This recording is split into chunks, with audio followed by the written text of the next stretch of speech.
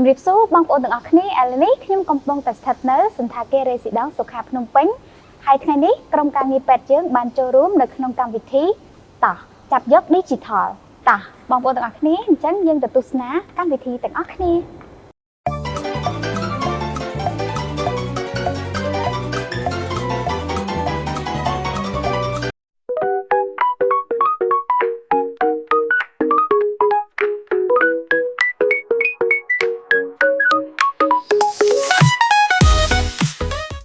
ជម្រាបសួរបងចាបងថ្ងៃនេះយើងចូលរួមនៅក្នុងកម្មវិធីតោះចាត់យក Digital តើក្រុមហ៊ុនពេទ្យយើងនឹងក្រុមការងាររបស់យើងបានមកដាក់តាំងឧបករណ៍ក៏ដូចជា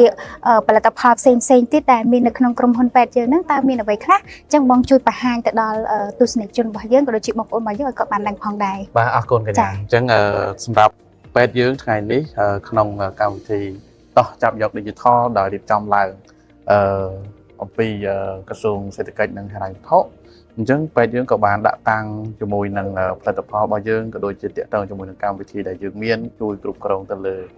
សម្រាប់មន្ទីរពេទ្យឬក៏ clinic បាទអញ្ចឹងយើងមានទាក់ទងជាមួយនឹងប្រព័ន្ធគ្រប់គ្រងមន្ទីរពេទ្យហើយនឹង clinic ហើយយើងក៏មានទាក់ទងជាមួយនឹងសម្ភារៈមួយចំនួនដែរទាក់ទងជាមួយនឹង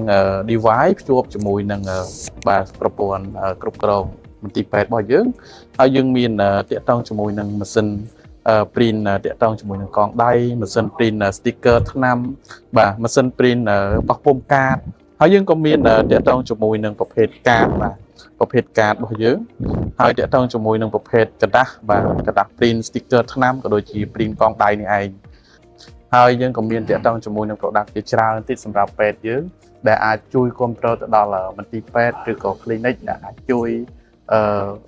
ដោះស្រាយក៏ដូចជាតាក់ទងជាមួយនឹងគ្រប់គ្រងទៅលើប្រព័ន្ធប្រតិបត្តិការនិងគ្រប់គ្រងមន្ទីរពេទ្យរបស់គាត់បានអរគុណច្រើនចាបងអញ្ចឹងឃើញបងរៀបរាប់មិញគឺមានច្រើនណាស់តាក់ទងជាមួយនឹងការគ្រប់គ្រងនៅក្នុងមន្ទីរពេទ្យក៏ដូចជាសម្ភារៈភ្ជាប់ទៅជាមួយផងដែរអញ្ចឹងខ្ញុំចង់ដឹងថាតើពេទ្យយើងជួយទៅដល់ក្នុងមន្ទីរពេទ្យហ្នឹងមានន័យថាសម្រួលទៅដល់កិច្ចការងារក្នុងមន្ទីរពេទ្យហ្នឹងបានដល់កម្រិតណាដែរបងបាទនៅក្នុងនេះសម្រាប់ប្រព័ន្ធពេទ្យយើងគឺអាចជួយគ្រប់គ្រងនៅក្នុងមន្ទីរពេទ្យក៏ដូចជាជួយសម្រួលការងារបាទសម្រាប់ម្ចាស់ clinic ឬក៏ម្ចាស់មន្ទីរពេទ្យដែលគាត់អាចជួយមានន័យថាវាជួយក្នុងការគ្រប់គ្រងទាំងអស់មានន័យថា all in one គ្រប់ផ្នែកនៅខាងក្នុងហ្នឹងតាំងពីគ្រប់គ្រងទៅលើរបាយការណ៍អ្នកជំងឺគ្រប់គ្រងទៅលើស្តុកថ្នាំគ្រប់គ្រងតាក់ទងជាមួយនឹងចំណូលប្រចាំថ្ងៃនិងឯកសារផ្សេងទៀតបាទភ្ជាប់ជាមួយ insuranceតាក់ទងជាមួយនឹង hardware មួយចំនួនហើយសំខាន់គឺគ្រប់គ្រងវេនប្រចាំការបុគ្គលិករបស់គាត់តាក់ទងជាមួយនឹងការគ្រប់គ្រង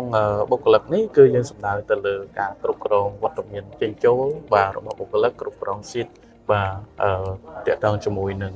របាយការណ៍ប្រចាំខែហ្នឹងមិនសំដៅតែទៅលើមន្ទីរពេទ្យឬក៏ clinic ទេតាក់ទងជាមួយនឹងស្ថាប័នទូទៅ